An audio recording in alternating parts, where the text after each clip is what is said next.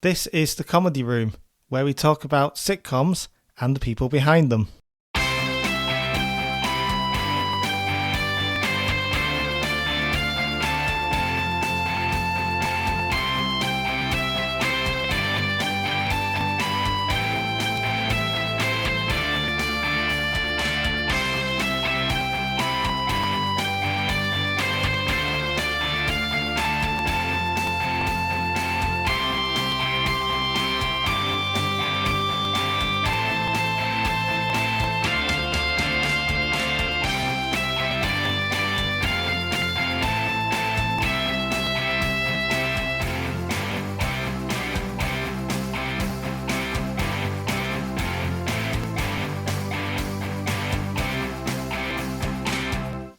This is episode 1.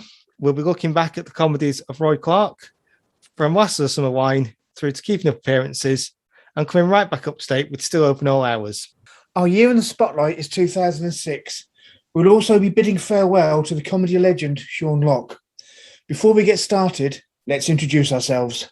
Hello, I am Verso. My sitcom preferences come from the 20th century and mainly British, but just recently I've been dipping my toe into the American stuff more and more. I grew up watching the Lloyd Perry Croft comedies, as well as anything from the pen of John Sullivan. Despite my era being like the late 70s, throughout the 80s and some of the 90s, my current two favourite sitcoms are The Office and Gavin and Stacey. I'm Andy. I grew up in the 80s and discovered sitcoms in the 90s. I alternate between British and American stuff, as well as shows I didn't get to watch the first time round. While everyone else was watching Friends, I was more into Caroline in the City and Frasier, as well as British shows like Goodnight Sweetheart and The Detectives. My favourite shows change rapidly, so I don't commit to one or two favourites. So the first thing that we need to discuss is an unfortunate piece of news that we had recently. On the 16th of August, stand-up comedian, or comedy legend, I guess it's fair to say, Sean Locke unfortunately passed away. For those of us who have been into our comedy for a while, we'll have definitely seen Sean on 8 Out of 10 Cats Does Countdown, as well as TV Heaven, Telly Hell, and the sitcom 15 Stories High.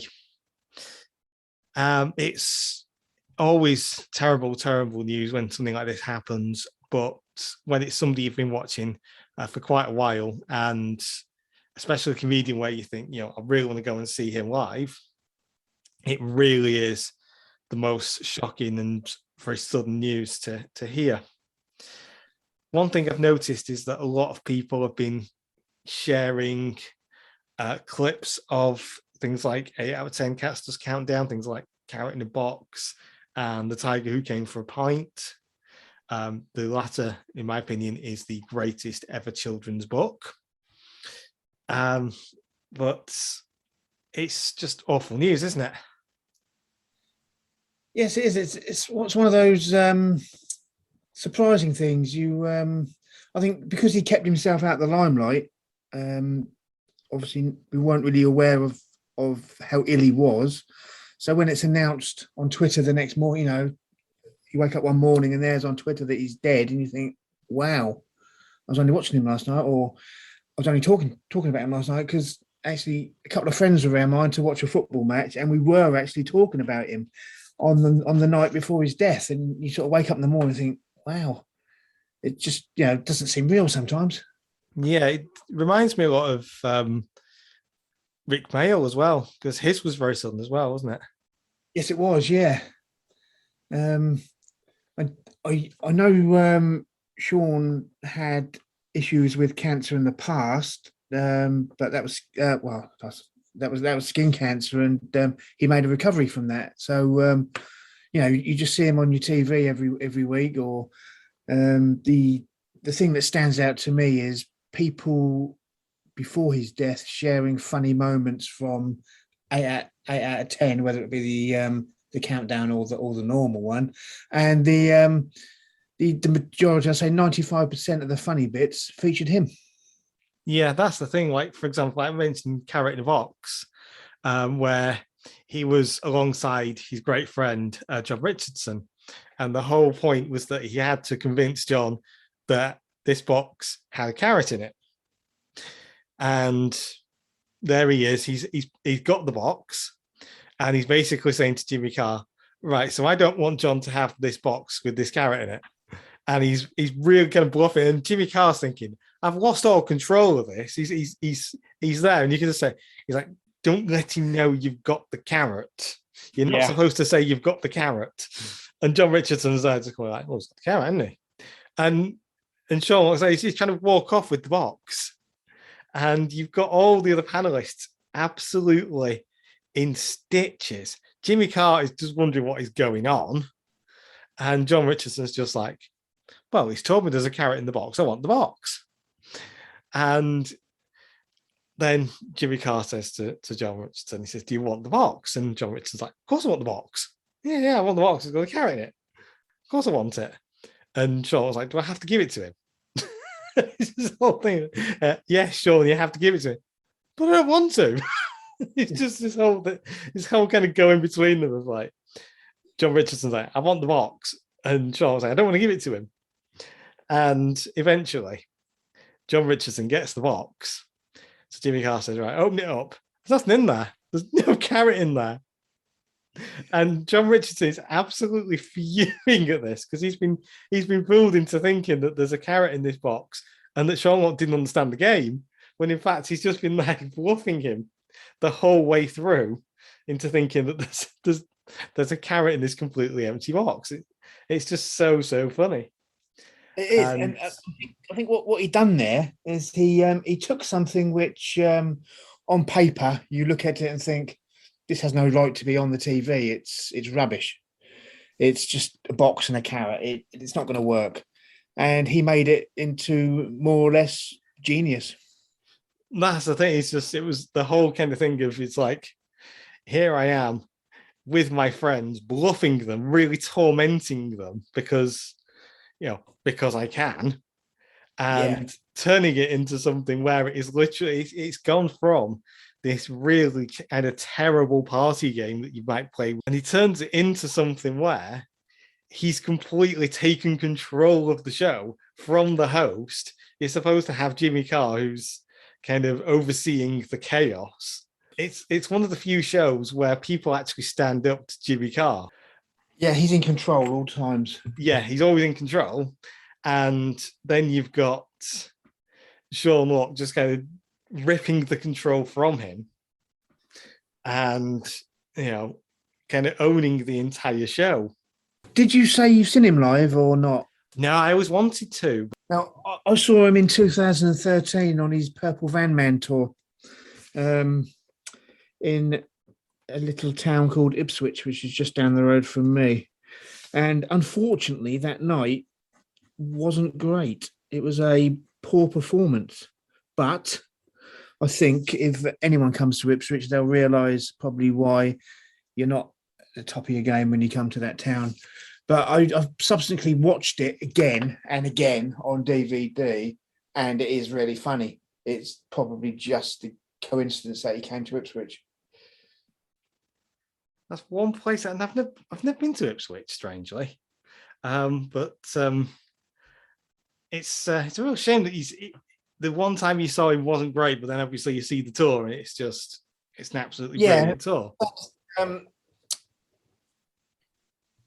Kevin Bridges, he came to Ipswich as well, and again, he's a comedian I love dearly, but he wasn't very good at Ipswich, so I think there's a pattern emerging there.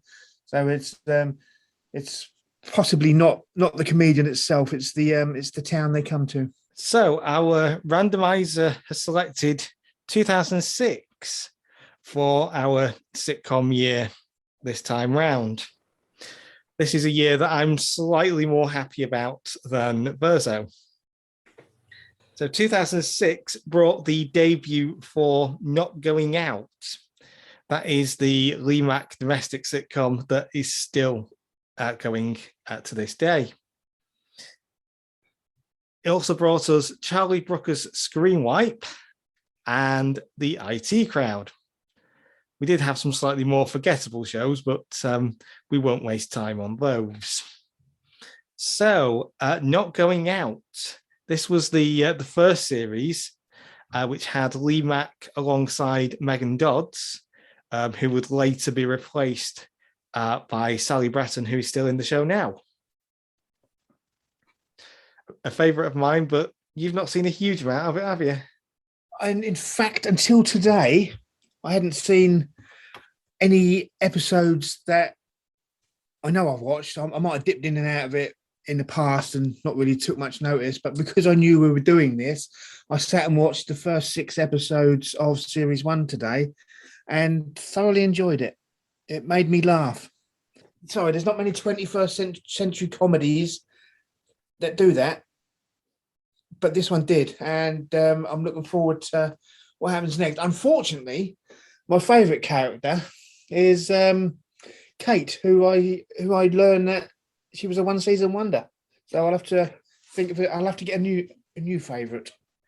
Well, there's quite a few series to go on. I presume you know how it sort of ends how it is now in terms of the actual format of the show, in terms of the domestic situations and stuff. Yes, I looked at a few websites, and so I wasn't coming into this sort of empty.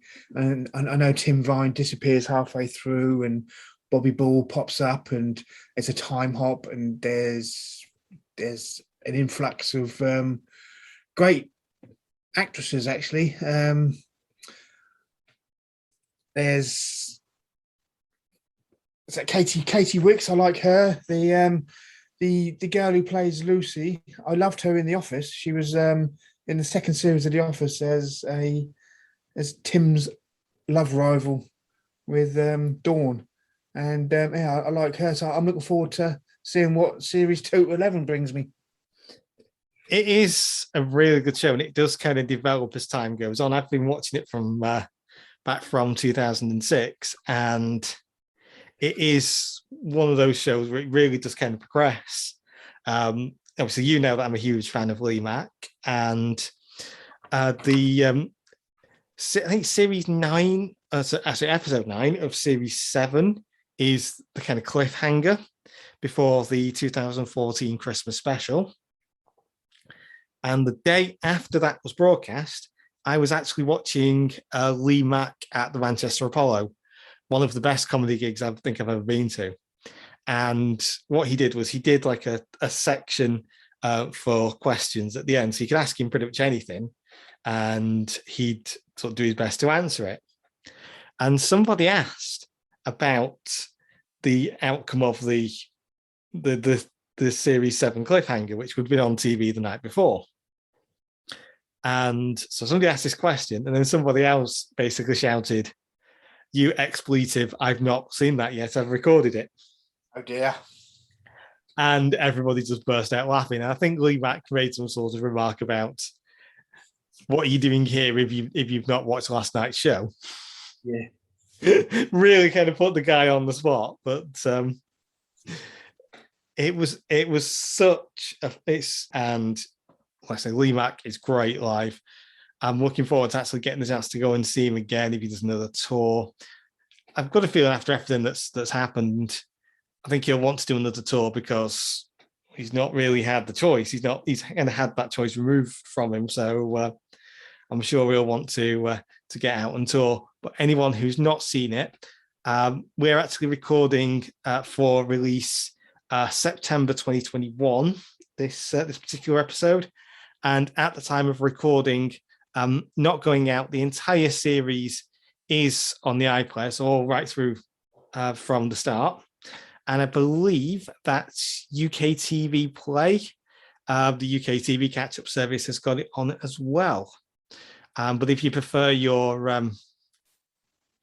TV shows in a more physical format, there are box sets available through to about, I want to say series 8, I think.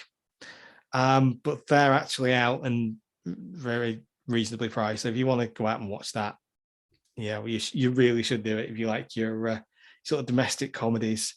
In the later series, there's actually quite a extensive set of appearances from Hugh Dennis, a very, very funny man who has been in quite a few things that I've watched over the years. and he's always consistently funny. He Yeah, plays I like you. he plays a downtrodden doctor called Toby. So he's well worth watching in that. It's quite a different role for him. He has played characters that are doctors before, but they've always been sort of very kind of arrogant and in control, like Dr. Pierce Crispin in My Hero. He was kind of the aspiring TV star, whereas in Not Going Out, Toby's very kind of downtrodden and kind of does as he's told. He doesn't really have much of his own voice, apart from the odd moment.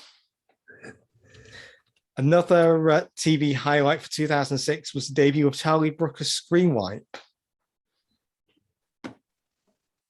Yes, a series that almost ate itself up, really, because Charlie Brooker, the whole premise of Screen Wipe is to sit and slag off television, and then Charlie Brooker becomes one of the big names in screenwriting. So he's biting the hand that feeds him, but still funny. Yeah, the Screen Wipe books are really funny, and there's little bits of his sort of offbeat humor in that, because a couple of years earlier he'd actually had a website called Unnovations, which was I believe was him anyway. It was all to do with sort of gadgets that never were or never could be, and there was quite a lot of his sort of subversive humor in that. So it's definitely there's a lot of sort of precedents already set, but yeah, he is really, really funny. But as you say, he's also a screenwriter as well, so it's almost sort of mocking himself almost. Yes, he's quite self-deprecating on it at times. Yeah, but there have been quite a few shows where it's sort of looking in the world of TV and sort of, kind of that sort of humor. There's been one or two. Was it W1A that was sort of the BBC mocking the BBC almost? Yes, that was a spin-off from 2012, wasn't it? Which was all about a committee set up to do something for the Olympics, and Hugh Bonneville. Yeah, I remember. I vaguely remember that. Olivia Colman, and I think David Tennant narrated it, and that was, like, as you're saying, that was a spoof of even the BBC. It was a spoof of the BBC, and then once the subject matter of the 2012 Olympics had passed, they continued it with your W1A. Speaking of spoof and Olivia Colman together, another debut we had was the Mexican Webwork. Yes, the sketch show, which was a follow-on from their radio show, Radio 4. Yeah, that was there's definitely some very kind of almost like a sort of TV deprecation and things in there, wasn't there? Especially things like coverage of people buying a house and then living in it. Yeah, where it was kind of looking at all the sort of property shows that were on at the time and giving a real sort of parody angle of those. So there was, I think it was something like the guy bought a house and then it moves to a cutscene and he's already bought it and he's living in the house, and then he's going to put up some shelves and another jump cut, and he's there and he's got the things on the shelves, and the host is sort of saying to him, and how are the shelves? And it's like, all right. It's just kind of really just not sort of bothered at all.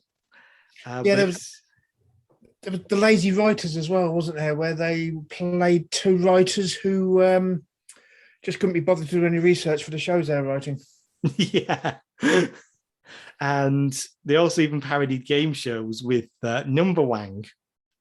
Yeah, I think if you ask people to name a Mitchell and Webb sketch, I think Number Wang would be people's top choice, I think, top answer.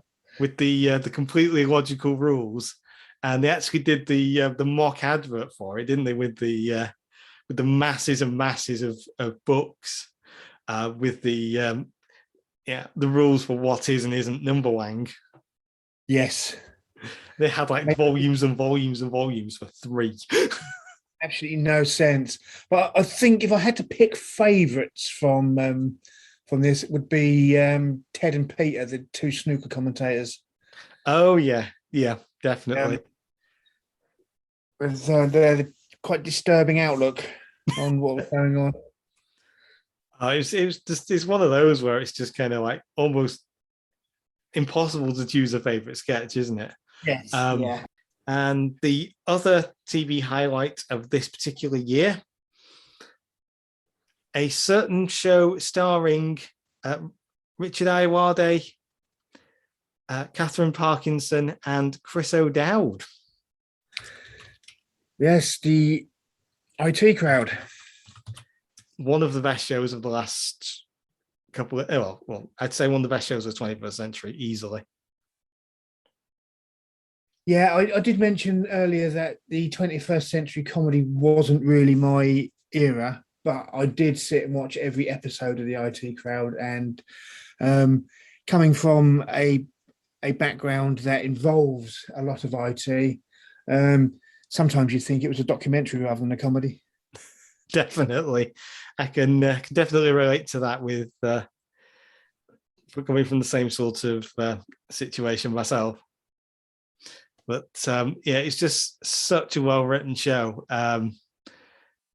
Just little kind of details around, the completely different the complete contrast in the personalities between sort of Roy, who's very sort of like laid back and things like that, and then you have Moss, he knows everything about everything, and he wants to tell you that he knows everything about everything. And they have complete social ineptitude in completely different ways, but they kind of unite through a sort of, I think in Moss's case, more of bemusement with the world, and in Roy's case, a complete apathy to it. Yeah. And then they bring in Jen, who knows nothing about IT, but knows about the world. Yes. Played by the great Catherine Parkinson. She played that role perfectly. With we've all had bosses, or we all know bosses who run departments and have absolutely no idea anything about that department. Again, is it a documentary? Is it a comedy? That's the thing, is Catherine Parkinson is a fantastic actress. She really kind of brought the idea of Jen alive. The kind of person who is all sorts of buzzwords and just kind of boundless enthusiasm with no actual knowledge. Yes. And where she goes into the meeting with the box, it's like, this is the internet. And the whole, if you type Google into Google, it will break the internet. That is just a never-ending source of hilarity. The brilliant line that I've heard few better lines in comedies for a long, not many since then anyway. And of course, after Chris O'Dowd, Richard Ayoade, Catherine Parkinson, Matt Berry, who possibly the mainstays, the supporting cast over the years has been fantastic. Chris Morris, Noel Fielding, he was brilliant. I wonder if he's still banished to that server room. And if the security team that were hired to fire the previous security team for not acting as a team are still in place. You may think this is a picture of my family. It is in fact the A team. As just there's just so many lines in that show that's so amazingly quotable. But that was 2006. Now, Verso, I'm going to give you the honor of kicking the randomizer under the desk, as it gave you a year that you didn't like, and see if it comes up with a better one for you this time around. Right. We've just stopped it, and 1984. 1984. I think the world has turned. It's suddenly gone favourable for me and less favourable for you. I've got a feeling I'm going to be coming down to your part of the world and giving the randomizer a kick under the desk myself, and maybe a cheeky throw out of the window. I'm sure once the research kicks in, you'll probably realise that there's plenty from 1984 that you have enjoyed or maybe will enjoy. Well, I've already started watching Duty Free, which made its debut in February '84. So that gives me a bit of an excuse to watch that one. So I'll get researching ready for our October episode, and we can see exactly what was on screens when I was 3 years old. So the focus of our comedy legend discussion this month really sort of sums up the term comedy legend. His first major sitcom debuted in 1973 and was followed up by one that started in 1976 and starred one of, if not the biggest comedian on TV at that time. His next show, or his next major show even, starred a Shakespearean actress, and he also had follow-up and a prequel to these earlier shows in quite recent years. Comedy hero this month is Roy Clarke. So we start off in 1973 with the launch of Last of the Summer Wine. It's a show that always reminds me of Sundays, sitting in front of the television with my family the day before we all had to go back to school. It was something that I recall that it was one of the only things we did watch as a family. It was all busy doing other things, but it was nice. It was just perfect Sunday evening TV, inoffensive, just a group of people living live and enjoying themselves. And that's what I take from Last of Summer Wine. And it's something that sticks out in all of Roy Clarke's writing. I guess the best way to sum it up is, if you were going to look back at comedy as we have and we do in this show, we want to look back at things that are still funny now the way they were back then. Yeah. And I think, to be fair, all of Roy Clarke's shows pretty much sum up what we're trying to do. So you got Last of the Summer Wine there, started 73, and you can watch it now the same way you can watch things like Some Others Do Have Them. And it's such inoffensive humor. You could put your young, kind of like your younger members of the family in front of it, and they're going to like it, they're going to enjoy it. But you can also watch it in front of your grandparents, and there's going to be nothing there where you think, oh, gran and granddad have heard foul language and all this sort of thing, or someone said something that we don't say anymore, because there's nothing like that. It's all really sort of innocent humor. And in an era where sitcoms were sort of coming to the fore and really sort of starting to gain momentum, Last of the Summer Wine really sort of proved an example of how these things can be done, and really sort of shows humor sort of as was. It reminds me a lot of kind of Laurel and Hardy type humor, the kind of slapstick, timeless humor that you can watch now, nigh on 100 years after the films were produced. And, it's still funny, it's still relevant, and it's still something where you can say, right, do you know what? That's funny. And it's a universal kind of humor. It's something that really sort of that transcends generations really well. And Master Summer Wine, that started in 73, but continued on. And then in 76, 81, 82, and finally 85, there was Open All Hours with the great Ronnie Barker and David Jason. Yeah, I think with that one, quite a lot of years between recordings of the series, especially from series 1 to series 2, and then there was a gap between 3 and 5. Just goes to show how much in demand Ronnie Barker and possibly David Jason was in that time. Yeah, because towards the end. Yeah, I suppose in 81, 82, 85, David Jason would be very busy with Only Fools and Horses, wouldn't he? Ronnie Barker very busy with the two Ronnies. Yeah, because the two Ronnies was everywhere in the 70s. And then it was 81 that Only Fools and Horses started. Yes.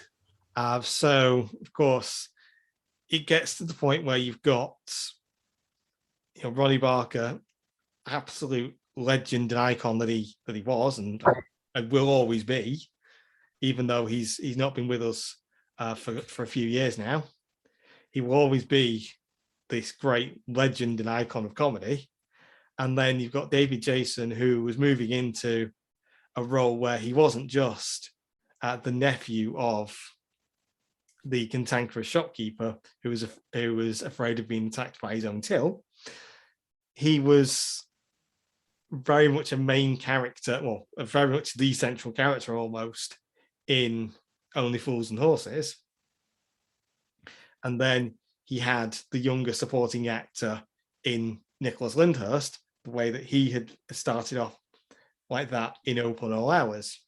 Yeah. And it really kind of things were coming sort of full circle. And it's such a timeless show. It's absolutely hilarious. I remember watching repeats of it probably in the 90s because it was repeated a fair bit over the years and continues to be so. And such a funny show. I think it's fair to say that kind of ignited my curiosity in shows that I hadn't been able to watch first time round. So I wasn't born in 76, but 82 and 85, I was very, very small.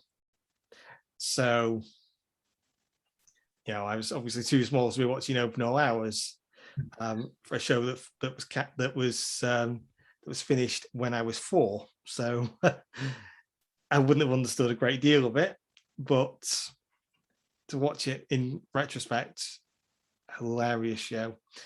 And then 1990 comes around, we move on to Keeping Up Appearances. What a show that was. That was, again, Sunday night fare. That was possibly, I'd say, his most slapstick of the shows. With Hyacinth. What a character. Well, you take a Shakespearean actress in Patricia Routledge and put her in slapstick humor, and it shows the great writing and the great acting all in one. She was very much kind of the victim of her own sort of her own aspirations to be this great social climber, and every time she did, she just gets knocked down again in the most kind of hilarious slapstick ways. And it's such a great credit to Roy Clarke's writing and Patricia Routledge's acting that you almost feel sorry for her, but not quite. That's right, yeah. Because you see the sort of havoc that she wreaks on those around her. You have Liz who goes from being perfectly fine, and anybody else, she steps over the threshold into Hyacinth's house, and she becomes this absolute nervous wreck. And obviously Emmett avoids her like the plague, for want of a better phrase, and it's the whole thing of everyone sort of scared of her, even the postman's scared of her. But she's absolutely petrified of the dog in her sister's garden. The sisters, Daisy and Rose, Judy Cornwall, Shirley Stelfox, who was replaced by Mary Miller, they were fantastic characters, along with Geoffrey Hughes, who was Onslow. They were just as part of the show as she was. But I think we don't want to underestimate the performance of Clive Swift as Richard. I think him portraying that role there, that was great television, because he was put upon, he was henpecked, but just Clive Swift, I think he played that brilliantly. And that's the thing, you see so many kind of similar characters in shows kind of since that sort of time. And you can see how they've obviously seen Clive Swift's performance in that show and seen it as kind of a model of exactly how to play that sort of role. It's literally like he's there giving a masterclass in that kind of character, and he's given such a backdrop in which to do it. But there was actually a prequel show, almost like a one-off, 2016, Young Hyacinth. Yes, starring Kerry Howard and Mark Addy as her father. Kerry Howard being the younger sister of Russell Howard. Indeed, yes, the Bristol comedian. I've actually seen some of Young Hyacinth, and Kerry Howard in that is really, really good. It really is a shame that we didn't see much more. She's mimicked the actions of Patricia Routledge to a T. It's perfect. It really is the whole thing. Because with something like Keeping Up Appearances, you want to sort of see how she got to where she is. And you see the kind of people that she was around in her early days, because the show, for those who haven't seen it, actually shows Hyacinth actually working and the people she was working with. She was working very much within the high society. And it was a case of she sort of aspired to be part of that. And that's where her sort of mannerisms come from, in that she was almost trying to mimic that sort of world so that she could be accepted as part of it. Yes. Brilliant show. And it really sort of shows the talent of Kerry Howard. At the start of this section, you mentioned that it was a one-off in 2016, and it was part of the landmark sitcom season with other remakes, which we'll no doubt touch upon in future episodes. But during my research for this episode, I found an interesting line on the Wikipedia page of former EastEnders actor Sam Strike. Quote, it says, in 2021, he will play young Richard Bucket in the sitcom Young Hyacinth, which is returning for a full series on BBC One.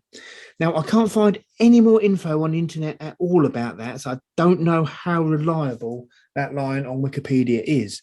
But hopefully it's true, and we'll see Hyacinth develop further. We can but hope. And if it's going to debut, it'll be probably sort of autumn season. So we may even have information by the time we go live, but you never know. If we do hear anything, then of course we will mention it on the on future episodes. The other sort of sequel show for one of these Roy Clarke classics, Still Open All Hours, which saw David Jason return as Granville. It's one that I haven't got round to watching yet. Now, the original Open All Hours, I've seen every episode 2 or 3 times, but the follow up, the sequel, I have not seen one episode. But I'll put it on. list of things to watch? I've seen quite a bit of it. It's on iPlayer for anyone that's curious. Yeah, definitely watch that. It's very similar sort of humor.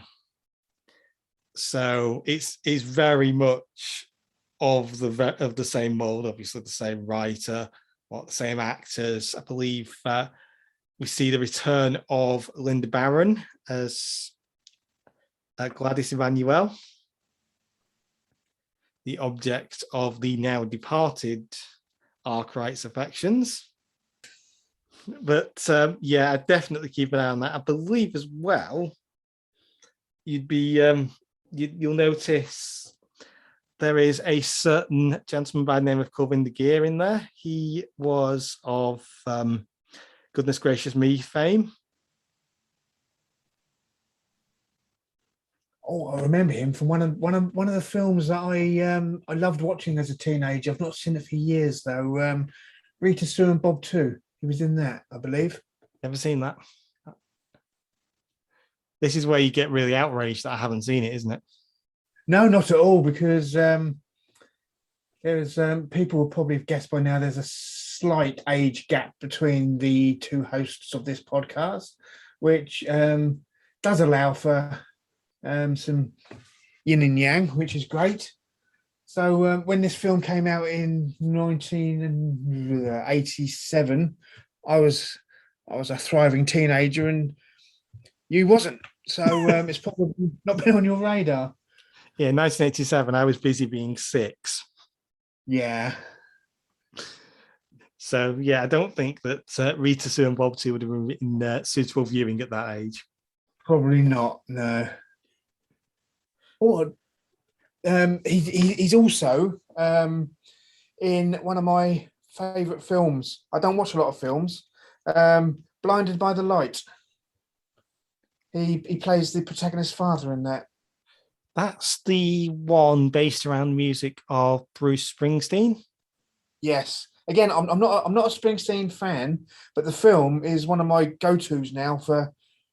It's cheering me up. It's brilliant. Yeah. I suppose it's my era, isn't it? It's 80s. It's set in the 80s. It's music of the 80s, and even being a Bob Dylan fan, I've always looked at Bruce Springsteen as a bit of a tribute act, but it actually makes me appreciate him as an artist in his right.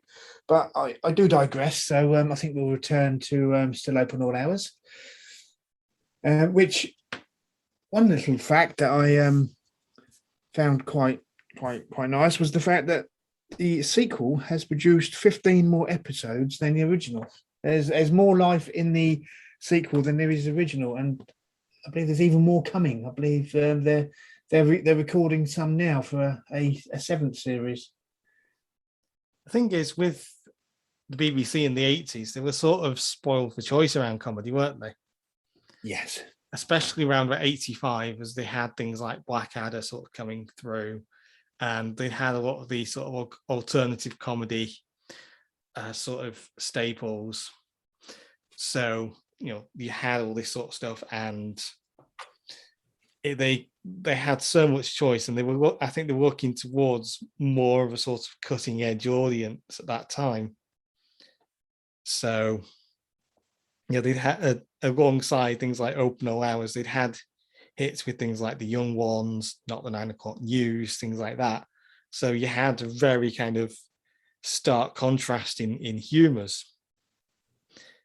And I can't imagine that many people that watched Open All Hours would have watched Not the 9 O'Clock News as well. No, they're probably vastly different audiences. Whereas now, people like us can probably switch one off and put the other on.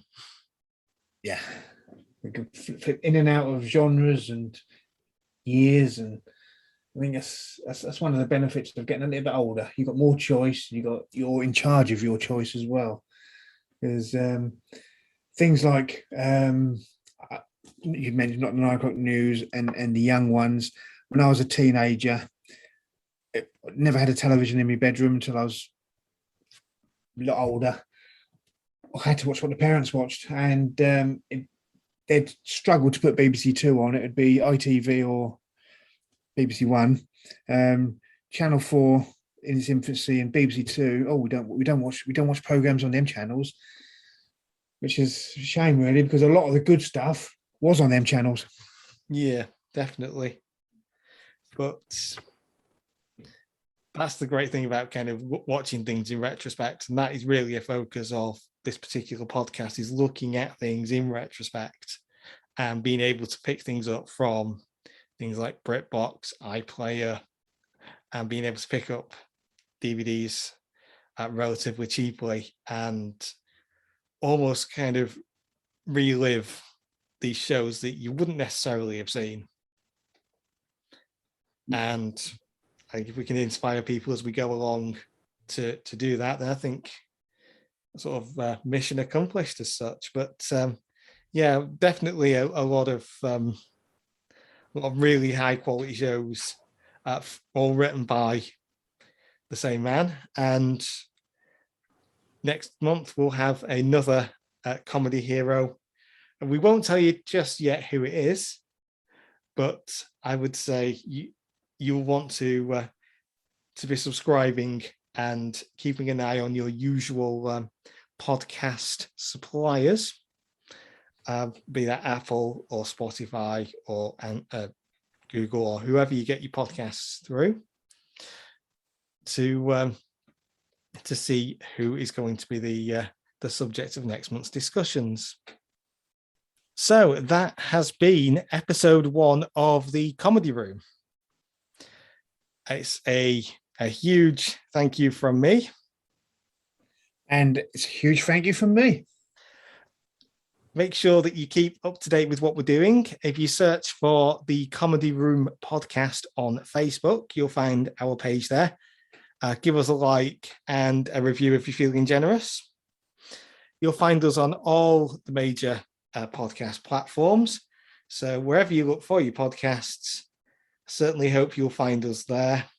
So if you have your podcasts through Apple, Spotify, Google, Amazon Music, iHeartRadio, TuneIn, and various others, I could do a long list, but I don't think anybody would particularly want to listen to me doing that. If you head over to the Facebook page, if you have any suggestions of who we should be covering, or any podcast providers that you're looking for us on and you can't find us, drop us a post on there and we will endeavor to do whatever we can to get that sorted out. So our next episode is on the 1st of October, and we'll be covering the mystery year of 1984.